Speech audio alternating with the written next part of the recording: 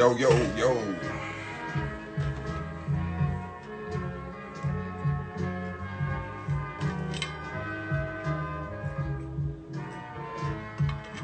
What's up, bro?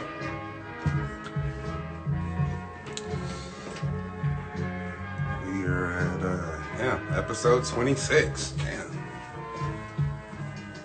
Yo, yo, yo. All right. Welcome to episode 26 of Chop 15 with Jay Walker. They've definitely been going a little longer than 15. The original plan was 15, but you know, things change and just kind of go with the flow, man. So whatever needs to happen, it happens. So if we talk for the whole damn hour, we talk for an hour.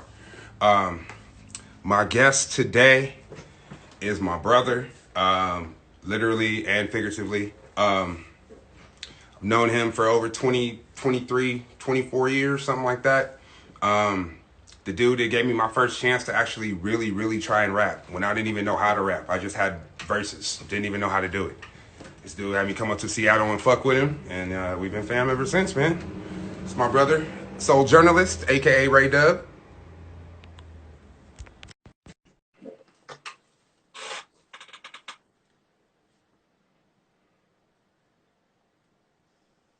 What's up, bro? Yo. Going on? Can you hear me? Okay. Yeah. Okay. Cool. You good? What's up, man? Chilling. I had to get my my background right like everybody else's. I guess that was part of the thing.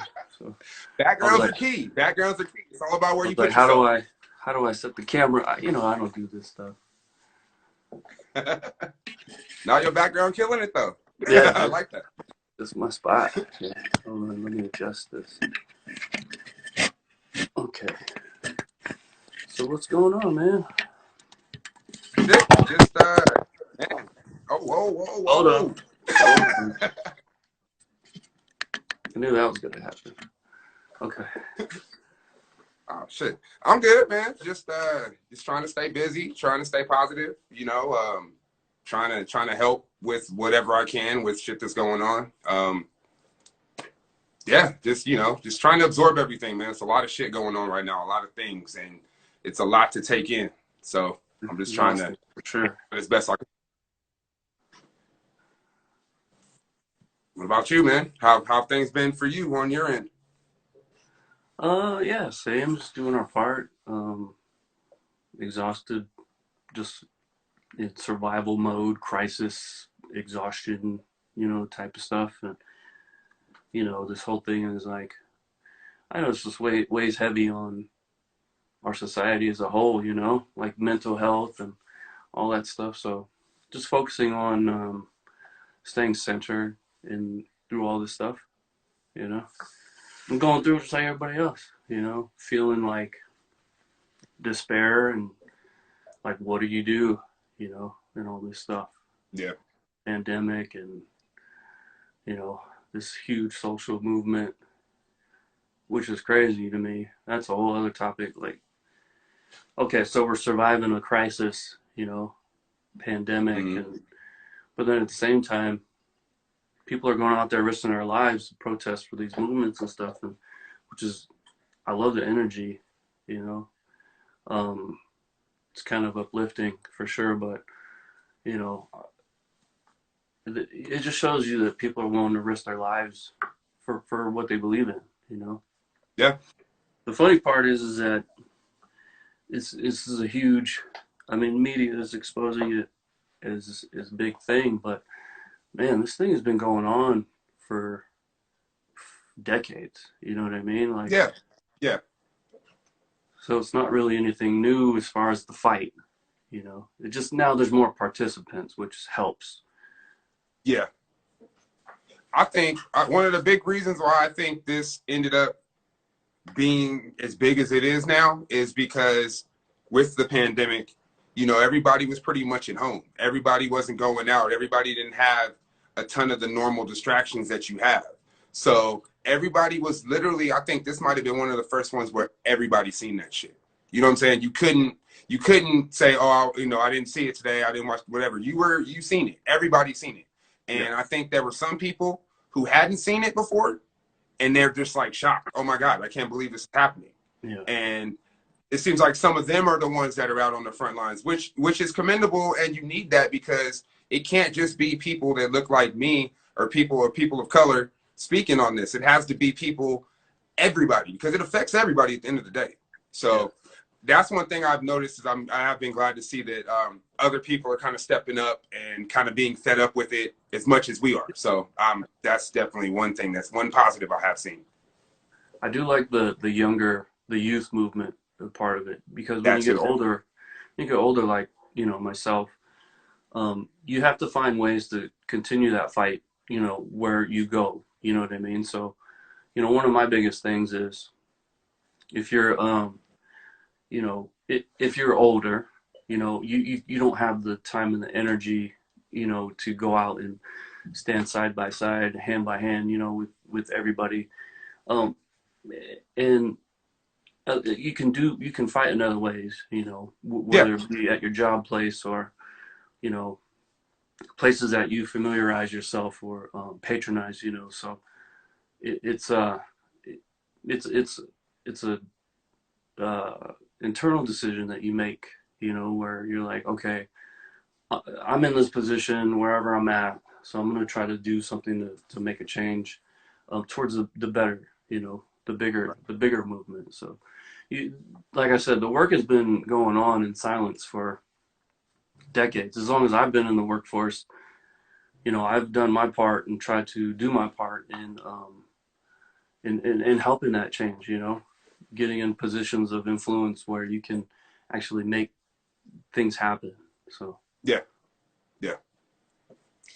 But Man, then also, you besides, know, on the creative side, you know, like musically or artistically, you know, how are you contributing it, you know, and I think that's the platform that your your interviews and your chops are based on, you know, creativity, people of that that type, you know, creative types. Who, what are they doing, you know, as far as progressing the movement?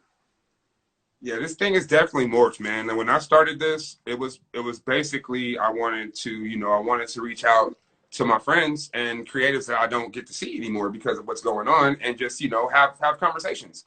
And it wasn't even supposed to be like a social commentary kind of thing. It Yeah, was just going to be on a creative tip. yeah, And as things have transpired, as I've been doing these, I just feel like I can't just talk to my friends now about, oh, what's going on creatively when all this other shit's going on in the world. I wouldn't feel right. You know what I'm saying? So it's kind of morphed into a social thing, but I'm glad it has, and it seems like people are paying attention and listening, and yeah. everybody's getting to give their perspective and their view on things, which I Well, think is dope. if anybody's followed your music in the last 20 years, they would know that you sprinkle in those gems talking about, you know, these types of issues. You know, this isn't new. Like, we did a song like in what, early 2000s, where we did Hmm. a Dan Rather skit right in the middle of it. You know, I was like, Yep. Yep. we're talking about, you know, a cop shooting someone, you know, reaching for their wallet. Like that was a song that we did, touching on what's relevant today, you know. So Yeah, it's that's what crazy. I mean. Like It's crazy that that I'm still thinking. yeah, that's been going on. Now it's coming to light. Now it's in your face because of, you know, the media and like you said, people have more time. You know, with the unemployment being so high, they have an opportunity to take part now. So, well, yeah, we've been talking about it a long time. Yeah. Yeah, man. So shit. Besides this, and the social changes going on. How has your life been? Since the pandemic dropped, and we've been at home and not working. How has things changed for you and your family? Mm, I mean, it's hard to avoid like the initial reaction, which is nature, um, where you go into survival mode. And so you get Yeah, stressed out, you get depressed, you go through it, and then you figure out on the other end, okay, how now? How am I going to get through it? You know, if you're of, you know, if you're willing to cope with it and embrace it, and then understand that you don't have a lot of control with it, then you learn how to survive through it. Adaptability basically, and that really hasn't changed much for me personally, because I've gone through survival mode before. There's been times where I've been laid off for work, especially in the tech industry, up in Seattle when I lived in Seattle, where it was like the bottom fell out of the dot-com boom, and then we were just left up there like jobless. So you go into crisis mode. And that's something similar to what I felt earlier this year, going into crisis mode and survival. And so I think I'm already built for that. And, with the family involved, like, well, that just expounds the stress. So you Yeah. figure out how to manage that anxiety, so it doesn't overwhelm you, So really nothing has changed there. But for us, we're just doing our part, wearing a mask, doing the social distancing, because we're huge believers in science. Like we look at the stats more than we look at the articles. And so when you see places spiking, like Florida, Texas, Arkansas, Alabama, and Arizona, and now they're talking about maybe Nevada's going to have a spike, but due to just the basic, availability of testing. So we look at numbers versus articles and, opinion on media. We try to stay away from all that stuff. It's tough too because there's so much information out there. I was just telling your sister this. There's so much information out there, whether it's good, true, or false. Like every day there's a new article saying wear a mask. Oh, you shouldn't wear a mask. It's bad for you to do this. Now you have to do this. Doctors say do this. Doctors say do that. And it's like, how the fuck do you know what to do? It's like you're trying to be safe. You're trying to figure it out, and it's like nope. There's no definite anything because nobody really fucking knows. Yeah. And that's the thing that's the most worrisome. Is like people are thinking it's cool, and some people are being super cautious, and some people are thinking it's cool, but it's like we don't know what it is, dude. You don't know what's gonna happen because nobody really knows. They're all guessing, it seems like. Yeah, this is actually a new phenomenon for the United States as a whole, because if you look at the way that East Asia and Asian continents handled the pandemic, they're used to this kind of thing. They've gone through multiple endemics. They've gone through that already, so they understand the protocol. We're just now going like, we used to make fun of, like people in Hong Kong who wear masks. And I went out there in 2007 with my sister. And in 2007, nothing was going on, but people still wore masks out there. And, this is a new thing for us. Like we saw this and we're like, well, why are they wearing masks? Like nothing's going on. And so for Americans or, not United States citizens, this is a new phenomenon. So we're just like, okay, so they're telling us to wear masks, they're telling us not to wear masks. And then you got people on the other side. They're like, you can't tell me to wear a mask or not. You know what I mean? Like, it's so extreme. But my freedom. Yeah. Don't tread on me and all that other shit, If you, again, going back to science, going back to the stats, if you look at the percentage of vulnerability and the possibility of catching a virus, if two people are wearing masks, it decreases significantly, almost to less than 10% of a possibility. So if you look at it from a number standpoint, it makes a ton of sense. But if you look at it from an emotional standpoint, then that's where you're going to get the mixed kind of crowd where it's just like, well, some say it's cool, some say it's not. I'm not going to do it. You can't tell me what to do. So they get into this emotional debate. But if you look at the numbers, the decision's already made for you, And I mean, anything that I've watched where it's like really talked about what it does and how it stops particles and things, it's not foolproof, but I mean, if you're covering things and you're covering your mouth and somebody's covering theirs, that's gonna stop a lot of shit from floating in the air. I mean, it's just common sense, you know. Yeah. Whether that mask is Yeah. the filter type or just something over your face in general, like it's just gonna help. So, I mean, it's an inconvenience, yeah, but would you rather die? Like, that's all. So the one thing that we talk about here at home is like, you know, what's the risk versus the reward? You know, the reward is, oh yeah, you get to maybe hang out and go to restaurants and shit like that. But the risk is you catch a virus, you get intubated. I mean, it's your choice. You know what I mean? So when you look at it in that regard, I'm cool. I don't want to be intubated. That's scary. You know, and it affects people in different ways, man. Like some people get it and they don't even know and they're good, and other people get it and it fucks everything up. So it's like you don't know how you're gonna react to it. So like, why would you risk that? Yeah, my thing is this: like, if people want to question it or look at me strange for wearing a mask, and actually, to be honest, man, I'm quite proud to wear a mask because I think it shows a sign of respect for the people out there working, you know, you care about something other than yourself. Yeah, man. Like I'm looking at you and understanding that you are a human that walks this earth with me. You know, so I don't want to put your life in jeopardy, so I'm going to cover it up. You know what I mean? And you know that should be reciprocated. Whether or not it is, you know, that's a whole different conversation. But you know, we just rock the mask, man, and this is how we're going to do it. Cautiously. Yeah. Caution. Definitely. Oh, man. Definitely. Well, shit, dude. I do want to get into a little bit of music. You know what I'm saying? A little bit of creativity as well. I do appreciate all your thoughts and everything on the situation. Because again, there are some people, you know, who would rather not say anything, and I appreciate everybody who comes on and actually, you know, wants to speak their mind and speak exactly how they feel, because everybody has a different perspective. So to hear everybody's perspectives is what the whole goal is for me, you know. So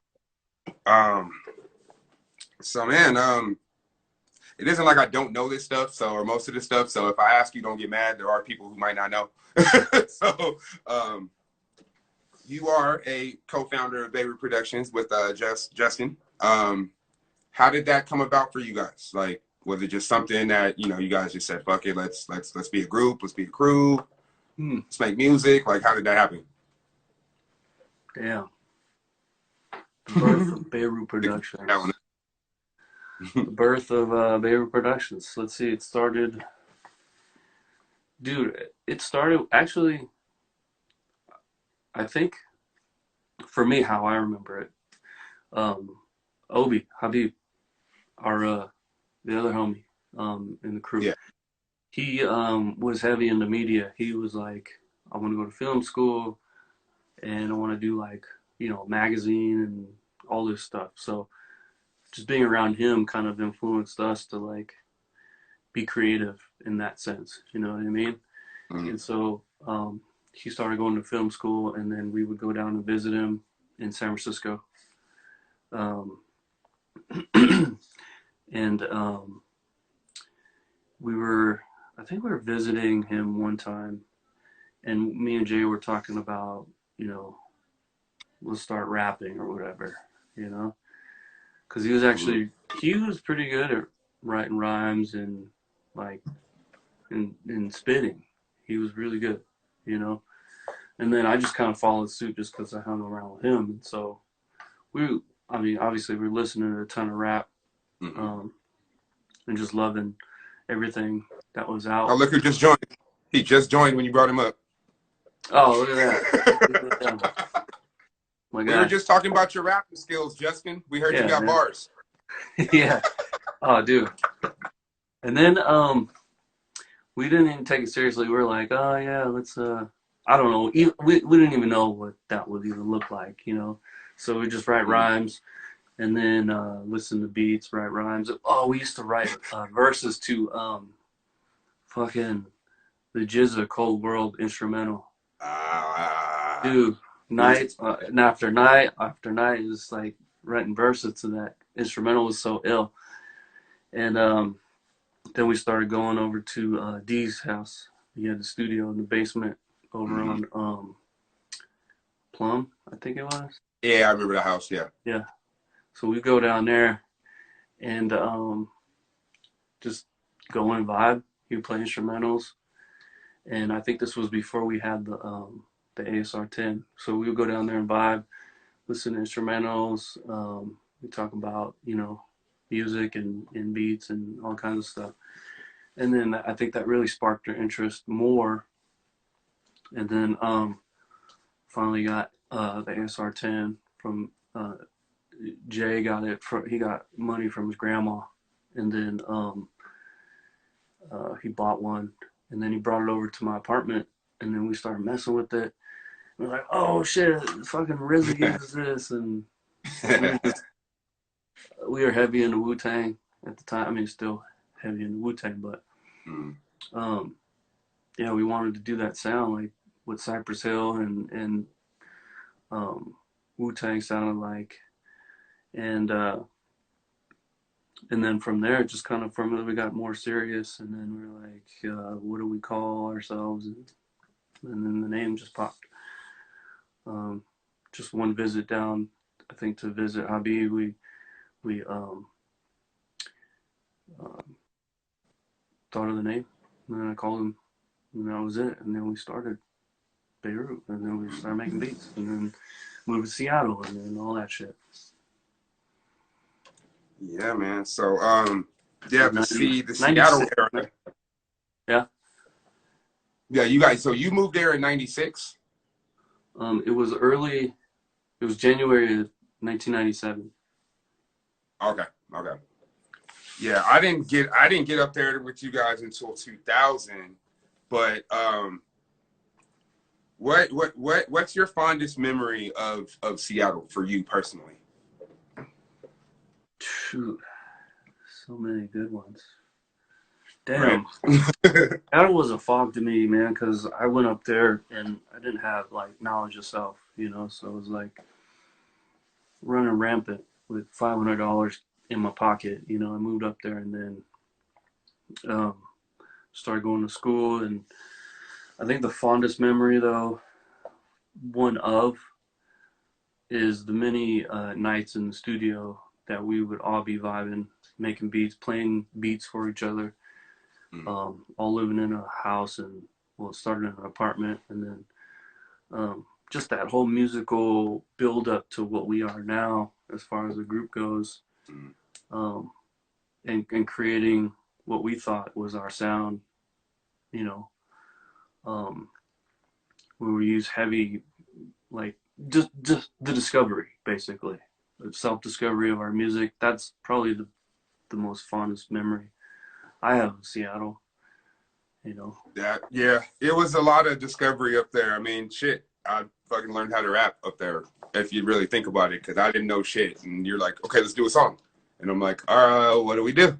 And you're like, you rap. And I'm like, okay, but I've never done this before. So, Yeah. you know, like, so yeah, just like, those are some of the, like, the memories of that old apartment when Sturz lived upstairs, and we would just go back and forth, and just the whole energy. That's why I kind of made that project, the Seattle project, was because I just wanted to like try to capture that old vibe. You know what I'm saying? Like, that place is awesome, and it meant a lot to me. I know it meant a lot to you guys as well. So like, yeah, I have nothing but great memories of going there, the times that I went and everything. Oh, well, what do you think about all the shit that's going on there right now, though? Like, with the fuck, like how they're going super. Yeah, I'm not surprised by it one bit, because Seattle's like that.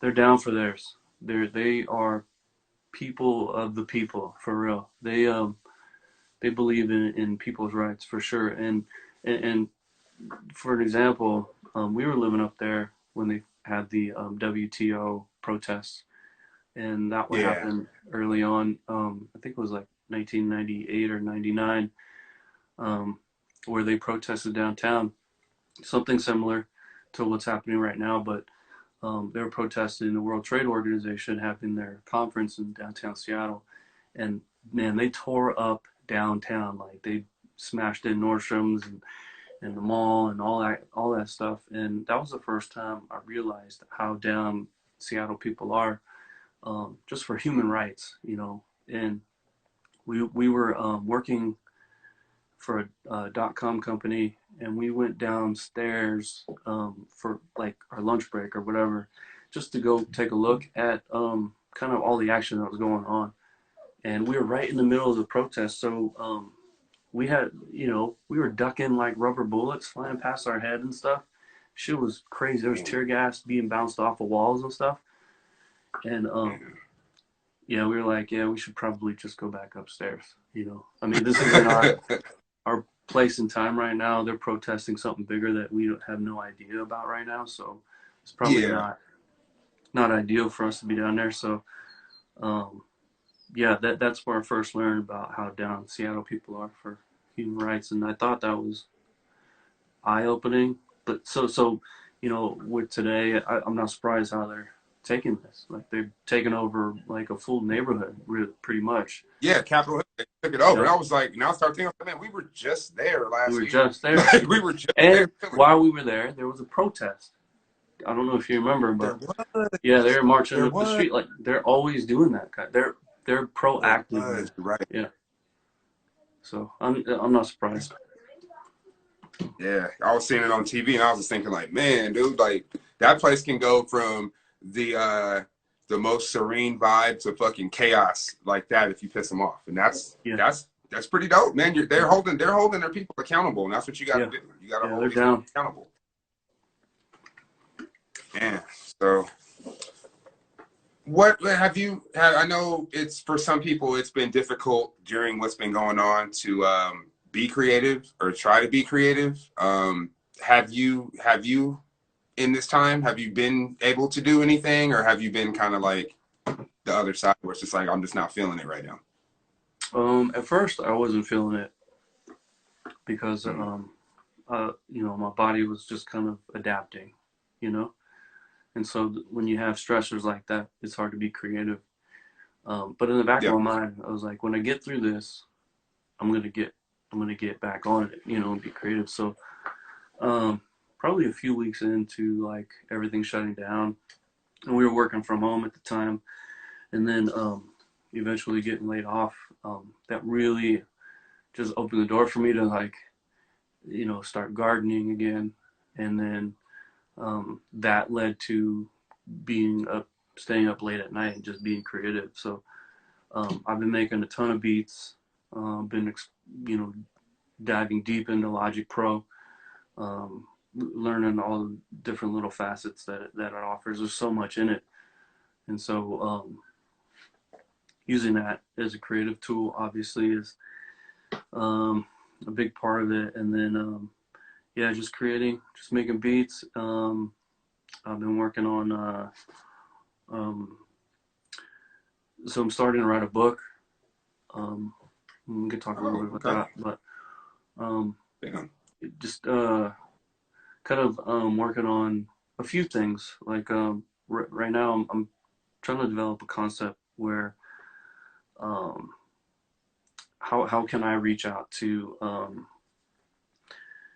people or creatives that have don't have the access to like development, whether it be, you know, creative development, professional development, personal development, for people who don't have access to that at their workplace, or they just have shitty supervisors or bad managers, or work for a bad place, you know, who are creative and they lose that kind of that motivation, you know.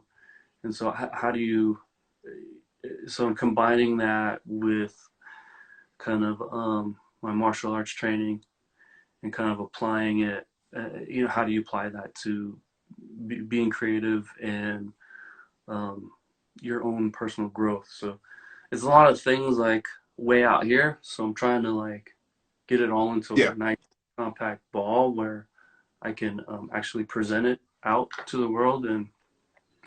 But the focus is creative type folks like myself, like yourself, who don't have access to development professionally or personally, you know, because artists aren't you know, by any means financially stable, you know, Mm-hmm. or they work for a place just to get by and they're not being mentored. So offering something like that is what I'm kind of working on. It's in the concept phase, um, but yeah, I'm honing in on it. So how has it been trying to write a book? Like there's something I've thought about. It's something that I do want to do one day. I just don't know about now. Yeah. But there is something I do want to do it. Like how is that compared to like other creative endeavors you've tried Well, or done? it's kind of similar to making a beat, where you start with kind of your basics. Okay, what do you want to talk about? Is similar to what sounds do you want to use? Um, Yeah. and then if you find a chapter would be like a dope sample that you start with, you know, and then the next dope chapter, and the next dope sample, kind of thing. And I kind of look at it like that. I don't know how to write a book, so I'm using what I know how to do in the creative process to walk me through it. Um, but it really is like trying to find all those little gems that I have packed away somewhere. Either I wrote it down years ago, um, or it's in the back of my head, or I've learned it through kung fu. Those kinds of things. I'm just trying to like get all the gems together and then Mm-hmm. make it into some cohesive story, I guess. So, Yeah. um, yeah, I've just been approaching it like that. It's similar to any creative process that one might have toward like painting or making a beat or making a song or writing or whatever.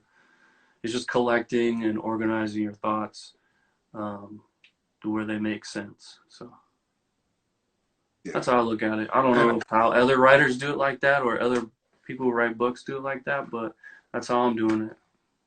Well, everybody has their own creative process, so you got to Yeah. go through your own way to get to the final result. We all want the same result, but everybody has their own way to get there. So, Mm-hmm. you know, yeah, that's crazy. Did not know you were thinking about writing a book. So, let's see what else I was going to say. Do you ever think about doing any more film stuff after the whole Silence of Sound? Like, because I really think that was a monumental kind of thing. I the flyers on the wall. Like I look at that all the time, and I'm just like, damn, dude, we did a fucking movie about ourselves. You know what I'm saying? But it was about us, but it wasn't about us. You know what I'm saying? Yeah. So that's what made it Yeah. cool. I Um, think I think it was about any beat maker out there, yeah, any producer aspiring to make make music, and what does that look like? What are the struggles they go through? Like all of that stuff was similar. Hold on, man. Somebody turn on their lawnmower. What the fuck? Okay. Um. Yeah. Monumental. I don't know. It's kind of high praise, but I appreciate it.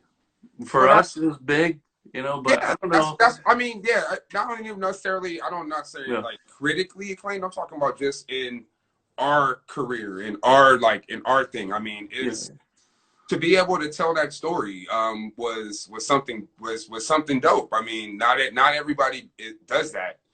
Would you ever do another one, or would you ever consider making another film of that Yeah. nature? Yeah. For sure. Yeah. I think about it all the time, actually. Um. I don't know. I haven't really given it any serious consideration, but I would definitely do it Yeah, again. That shit was fun, you know. I know it was a lot of work, but it Yeah, was fun at the same time. there's a lot of I would work, I a would lot of imagine. travel. No, though. Huh? I Yeah, said, I what know it was was a lot of work because I mean, going to do the interviews. I remember you came out to come interview me, and then you had the people in Reno and in Vegas. So I mean, I know it was a lot to get everything together. But the final product, man, I even look back on it sometimes, and I'm just like, damn, dude, like, I wish more people would see it. Like that's why sometimes I just post it sometimes just to post it, just because like, fuck, if you haven't seen it, you need to see the shit.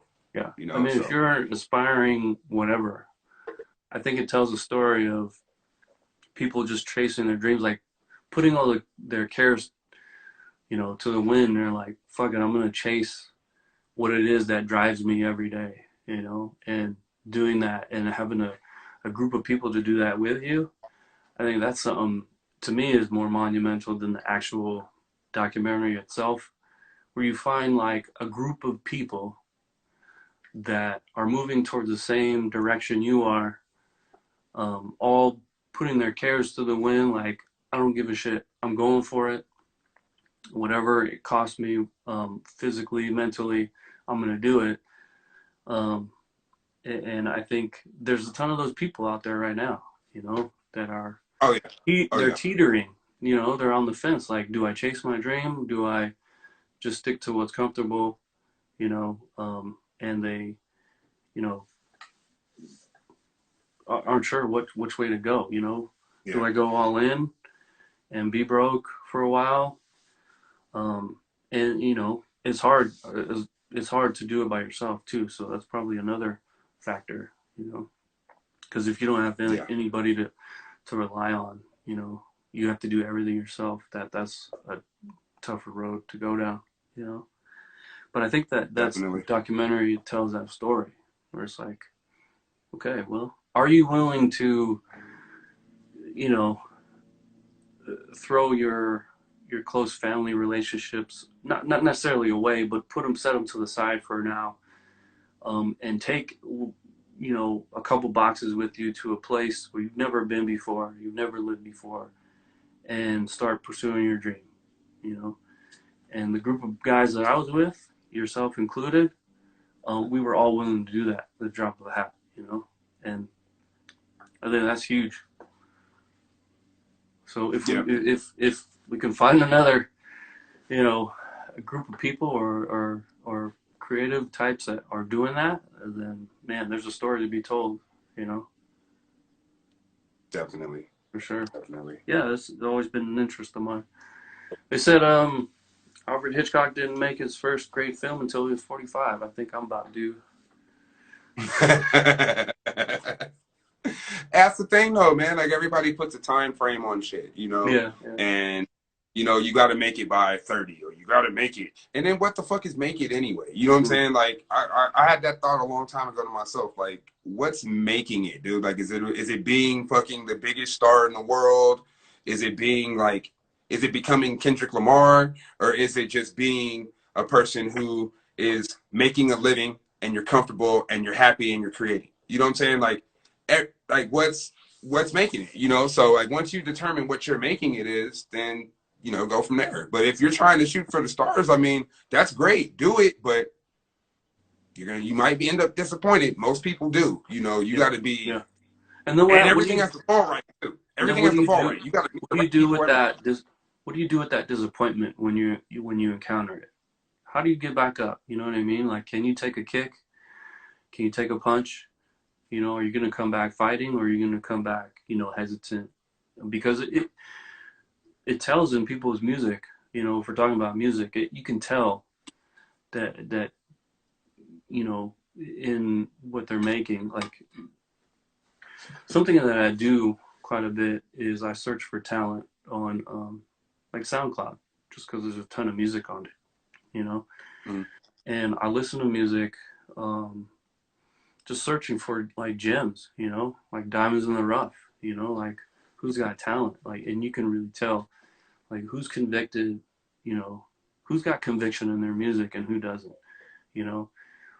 You can Yeah, hear it in their songs, um, you know, who has it and who doesn't. And I think that's like what they call, you know, the X factor. And with that X factor, I'm referring to like a book that I read by Alan Watts. It's called The Taboo of Knowing Yourself. And he talks about the X factor in people, and you know, how you can tell, I guess, how people stand out, you know, artists or creative types or whatever the case may be. You know, how do they stand out? And um, when you know, when you see people that you work with, or you encounter music that you enjoy, it resonates with you because there's some type of X factor that they're exhibiting in their yeah, work, you know. And so those are the people that you gravitate towards, you know. whether it be in the workplace or in the creative arena, you gravitate towards that. So like Kendrick, he's got the X factor, obviously. Mm-hmm. And then, but he's a very extreme example, but on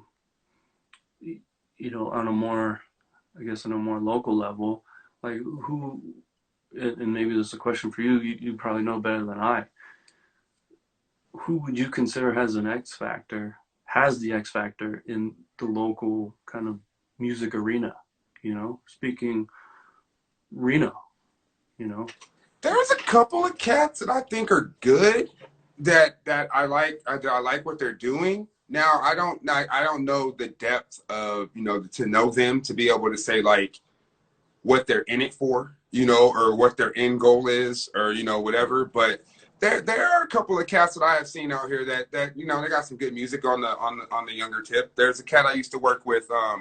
That man, I've been trying to get back in touch with that fool, but he's like a ghost right now.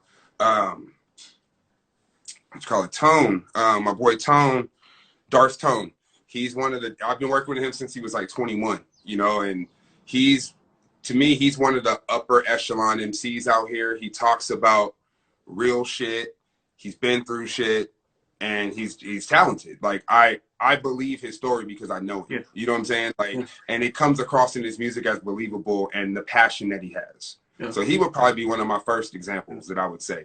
And I've seen him grow over the years, and I mean he's still doing it. So if you're 8, 9, 10 years into it and you're not quote unquote blown up yet, you obviously still care, because I've met people over the years, they're gung ho, and I've been in groups with people. I've worked with people, and they're gung ho for a couple months, and then it kind of just fades away. They get punched or kicked. Can't get them no more. They're not coming out no more. They're not coming to practice. They're not doing shit. So it just takes a special person to really do this and really want to do it. Like you got to have a different kind of drive. Yeah, and that's what we're talking about. Like, what's their conditioning like? Are they gonna weather the storm, or can they take a punch? Can they take a kick and get back up? Hey, dude, can you give me a 20-second timeout? I'm a dad, so I gotta go check on the kiddo. Boom, yeah, man. Where's my nephew? Yeah, I'll be right back. Hold on. Missed that guy.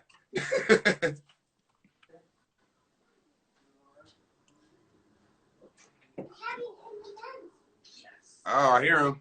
That's my guy. Okay. All right. Oh, my bad. I check on him. He's doing good. He wants his vitamins, so that's a good sign. Miss that kid, man. Yeah. So yeah, man. Like I appreciate like when people can put that experience in their music, and then that really helps them stand out, Yeah, for sure. I mean, that's such a different that's scene. Kind of, I mean, that's what I'm drawn to. That's what I'm drawn to story. Not necessarily like, I am drawn to stories. I'm drawn to stories where they make me feel like they're true. For example, like I really like those Griselda dudes. Fucking West Side Gun and Conway and Benny. Those dudes are dope. And I believe them. I feel like they've really been through some shit. That's why they rap like that. That's why they sound like that. Yeah. And then you got a guy like fucking Rick Ross. We know he's a liar. We know he hasn't been through a lot of the shit that he says, but yet it's accepted. And like, that's what I can't get with. Like, I need to, like, you don't have to be the biggest killer in the world or anything like that, but whatever your story is, just be authentic and be real about it. Don't lie to me. That's all I'm asking, And if that can come through in the music, I'm probably going to be a fan. That's just how I am. Dude, what do you think, why do you think every member of like Wu-Tang Clan like stood out just as a group and then individually? Man, they were completely, themselves, like 1000%. RZA was the biggest nerd, like, and it came through in his music. You know what I mean? Like he was not shy of it. Raekwon, same. Like shouts out to all those dudes. They just their story was authentic from the get go, and you're like, damn, it's hard to not resonate with these guys. Yeah. You felt the realness of the energy. You know what I'm saying? Like, and This is It like you said, it comes through in the music. It yeah. comes through. You either have it or you don't. I It had a comes through. I had a recent conversation with Theory, shout out Theory MC, you know, about a similar topic. We were talking about, you know, all like music and rebranding and all this, and you know what the focus is and this, that, and the other. But you know, something that you know, we give each other feedback on, you know, kind of our creative, you know, creative process and things like that. And something that we talked about was authenticity in music, you know, and you know, and I'm always at this middle of this like debate of like staying relevant versus um, sticking to what you know I make, being comfortable with, and like what like kind of beats per minute that I live in, and what range, you know, kind of where I work. You know what I'm saying? Mm.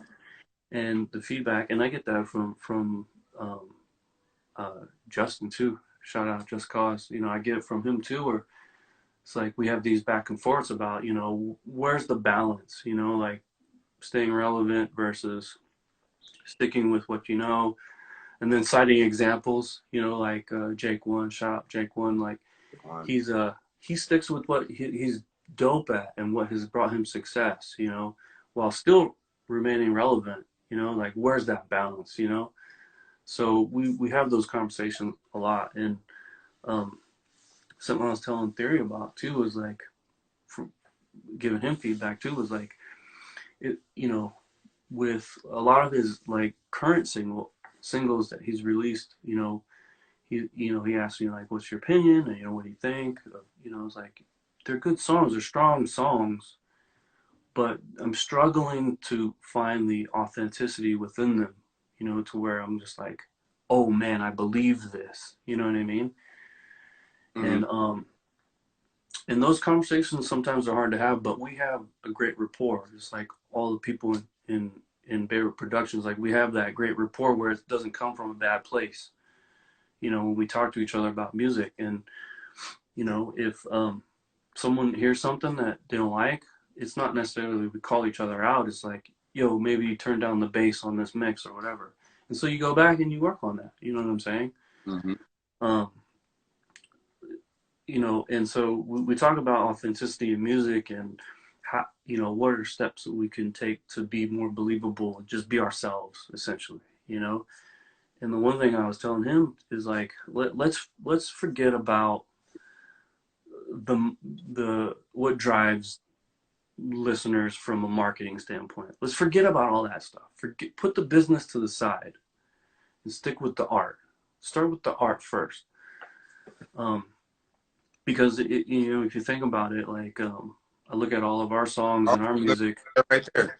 He made a good point. I didn't offer people my story. You can't resonate with something you can't feel. Yeah, That's true. yeah, It's true. yeah. Very true. And um, you know, something I talk to Jay about a lot is, you know, what essentially is our music? What's our energy towards? So, you know, I look at it like, you know, like a painting, like, you know, like a Picasso, like a Rembrandt, a Van Gogh, like type of painting. You know, we would put all this energy in, you know, and these are big pieces, you know, and they're in museum, they're displayed in museums and stuff.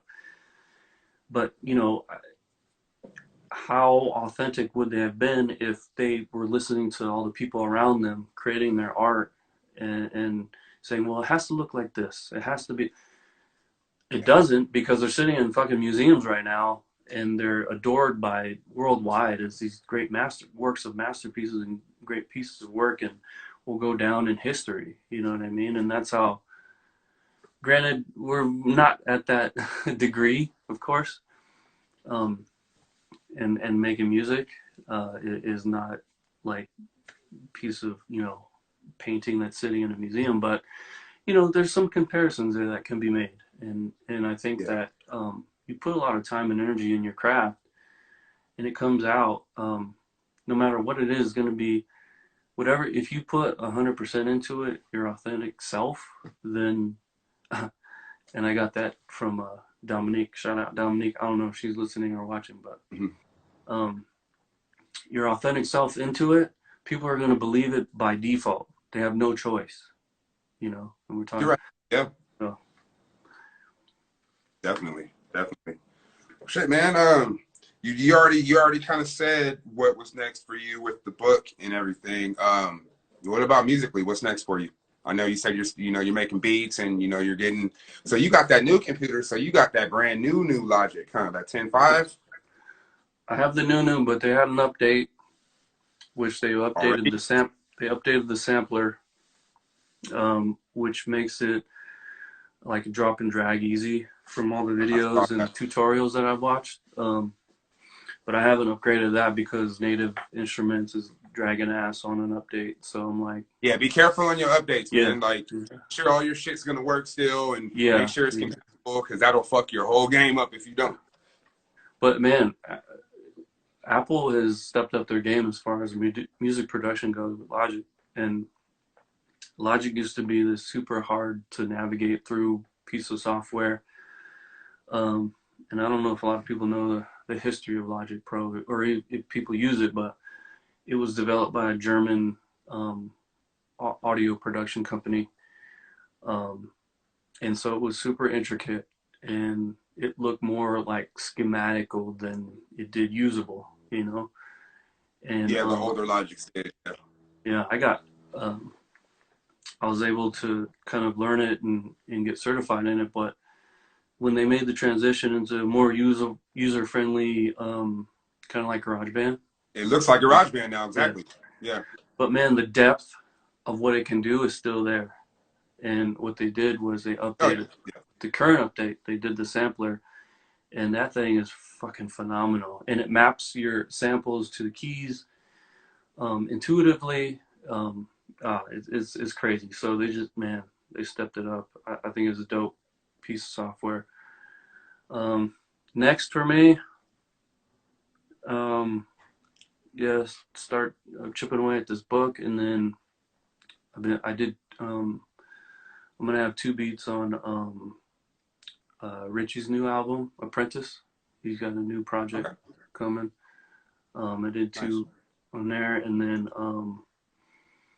just compiling, making new beats every day, and we'll see what happens. I had a ton of beats that I had archived for other projects, but I'm gonna maybe reallocate those for something else. I don't know. Beats are like Yeah. potato chips. There's always so many more in the bag. It's like, um, You but just make them, and then eventually there'll be a use for them at some point. yeah, That's all I do. I just make them, and hey, there's sometimes I'll make something that'll be brand new, it'll get used. It might be yeah, something I made 2 years ago, but it'll work yeah, when it works. yeah. But yeah, I don't know. I was thinking about what to do with a lot of the sounds that I use, and I noticed that like producers are hungry for sample packs and drum packs and all kinds of shit like that. So I don't know, maybe Mm-hmm. compile something like that, put it out there. I don't know. We'll see. Yeah, Still making beats though every day. interesting. Nice, man. Well, shit, you gotta let me hear something, bro. You gotta let me hear something. Uh, shit, I'm looking at this time and we are approaching an hour. These things go so fast now, bro. Um, Yeah, they're really I good, man. I wanna, think it gives a lot of go ahead. people an opportunity to share kind of what they're going through creatively, mentally, physically. I think it turned into what started as like a 15-minute thing was inevitably going to be something more grander like this, because people have a lot to say. They just don't have a Yeah, place to do it. true. Very true. Very true. There is, I mean, there's so much going on that you gotta have an opinion, you gotta have thoughts on it. So, yeah, man. I wanna thank you for, chopping it up with me today. It's always good to hear your perspective. It's just good to talk to you, man. It feels like I haven't talked to you in a minute, so it's just good to be able to have that minute and and just catch up with you. Yeah, same, man, same. It's I like what this is doing and where it's going. Um, I honestly I haven't been able to watch all of them just because I'm a dad and it's hard for me to like stop Of what I'm course. doing and get into it. But well, you know, as I scroll through feeds and whatever, I like to go and revisit and just catch snippets of the show. Something maybe to even do is like that like I was telling Sterling, I had to catch the shout out Sterling. I had to catch the ESPN replay on it just so I could get the highlights, you know. That's the It point. was, I mean, that's the reason why I got them all archived too. Like, so even if you yeah, don't, if you can't exactly. find them on IG, they're all on my website. They're all on jwalkermedia.com. So they're always going to be there. I wanted to make sure that Instagram wasn't controlling it. Once I got it, it's mine now. You know what I'm saying? So I'm going to put it where I want to put it. You know, I just do it on here because this is the easiest platform that everybody has, and I have the most reach on Yeah, this platform. So I'm going to do it here. So, yeah. but It's yeah, man. dope. Keep it going. I like all the guests, the variety of guests we've had so far. Man, everyone's got such an interesting story to tell, you know. So I'm just blessed to yeah, know a lot of dope creatives. Like, yeah, I yeah. haven't even reached out to anybody I don't know yet. These are just people that I know, I've worked with, I've mutually done things with over my career. So it's like I just keep, oh shit, this person, oh shit, Yeah. this person. So it's like it's really easy for me to keep having guests, you know. So yeah, man. Something that It's, I always think about too is like I always think about next steps, next level, something else. And something maybe even consider in this, you know, after this is all said and done, is you have the wide access to all these creative type folks, and and some of them have been on your, you know, Chop It Up series, but maybe even taking it further, like making some type of creative project out of it. You know, having people that have contributed to the series perhaps contribute in a more artistic manner as well. yeah, Something to consider. that's definitely a thought. That's definitely a thought. I've actually worked on some stuff with people during this, so that makes sense. That's a thought. I'm definitely gonna have to think about that. Maybe try to figure out how to implement it. But no, it's a Yeah. good idea. Just keep it moving, keep it going, keep the momentum Yeah, going, keep people involved, and keep people creative. You know, I'm always thinking about like next, next. You know, yeah, definitely.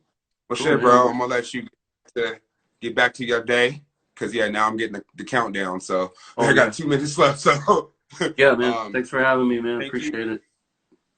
thank you for your time. And yeah, man, shit, man, send me something, man. Let's fucking talk about some beats. You know, so let's work. I'm here. Cool. All right, man. Peace. All right, love you. Love you, man. I want to thank my brother, soul journalist, for joining. It's always good to talk to him. Um, like I said, he's been a big brother to me before he was actually my big brother, and now he is. So it's dope to be able to talk to him and reminisce on things we've been through and how we gonna get through everything now. Um, thank you guys all for tuning in. I appreciate everyone who took time out to watch. I will be back tomorrow at noon with another special guest, my boy Gerald Keys. He is a producer, engineer, genius, dude. He's one of the best I've met. He's now in Atlanta working with Ludacris, so he's gonna have a great story to tell. So I definitely urge you guys to tune in tomorrow. But until then, stay safe, stay aware. I'll see y'all.